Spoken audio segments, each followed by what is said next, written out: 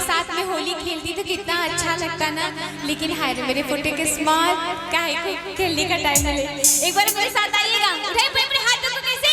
होली खेले रघुबीरा अवध में, होली खेले रघुबीरा, होली खेले रघुबीरा अवध में, होली खेले रघुबीरा, होली खेले रघुबीरा, होली खेले रघुबीरा, होली खेले रघुबीरा अवध में, होली खेले रघुबीरा, होली खेले रघुबीरा अवध में, होली खेले रघुबीरा।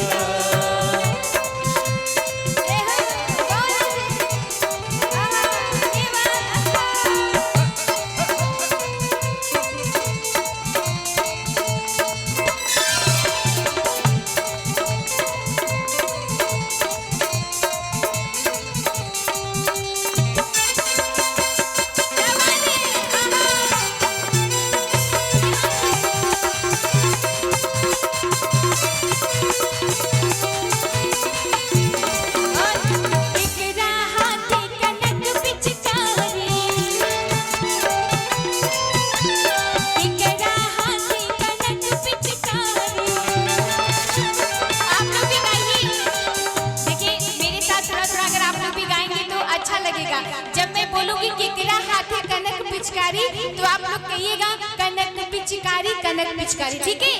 नहीं अगर नहीं गाएंगे तो फिर मैं वहां पे चली जाऊंगी ना। केकरा हाथे कनक पिचकारी,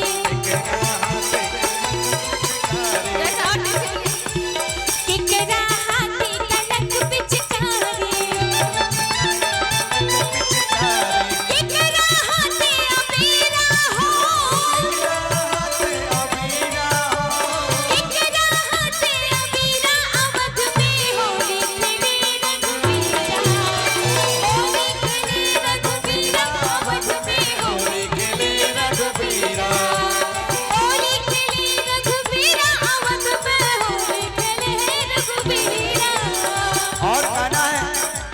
रंग बरसे भीगे चुनर वाले, रंग बरसे भीगे चुनर वाले, रंग बरसे भीगे चुनर वाले, रंग बरसे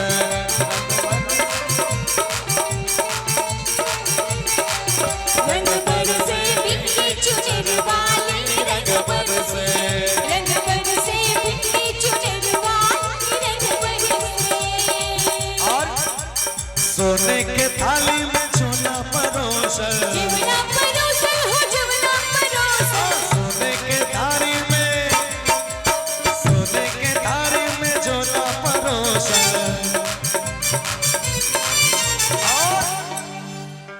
खाई गोरी का यार, मेरी ताली बजनी चाहिए। खाई गोरी का यार बलम तरसे मन बरसे, बरसे बिखरे चुनर वाले, रंग बरसे बिखरे चुनर वाले, रंग बरसे।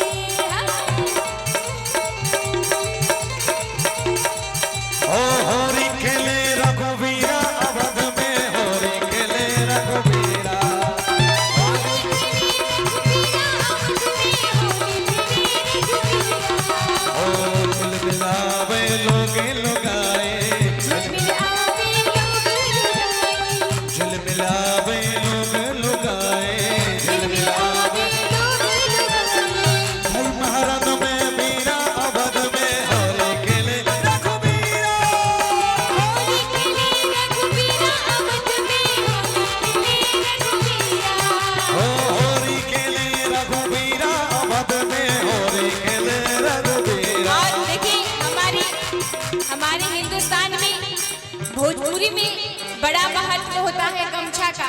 और चाचा जी गमछा लेके नाच रहे हैं और उधर भी एक दो गमछा है और कहना क्या, निकला के मर्द भोजपुरिया सखी, निकला के मर्द भोजपुरिया, निकला के मर्द भोजपुरिया सखी, निकला के मर्द भोजपुरिया, निकला के मर्द भोजपुरिया हो, भोजपुरिया निकला के मर्द भोजपुरिया सखी, निकला के मर्द भोजपुरिया, निकला के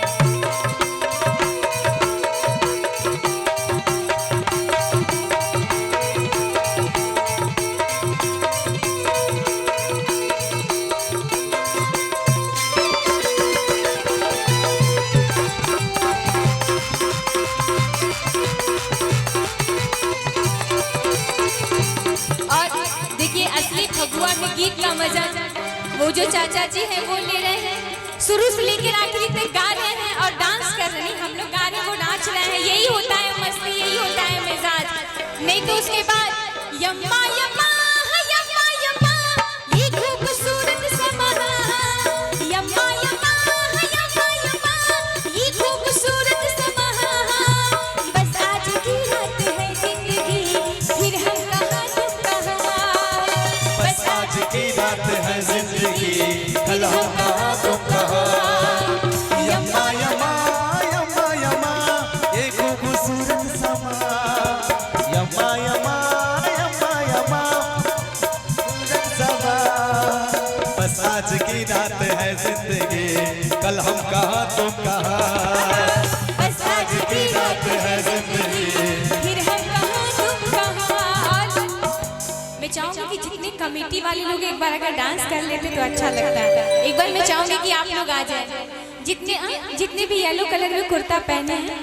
और मैं चाहूंगा इस बार हमारे कमेटी के जितने भी मेंबर हैं भैया आप लोग भी डांस करेंगे इस गाने में, मजा आएगा तभी। हाँ जितने भी कमेटी के मेंबर्स एक बार खड़े हो जाइए, नहीं एक बार खड़े हो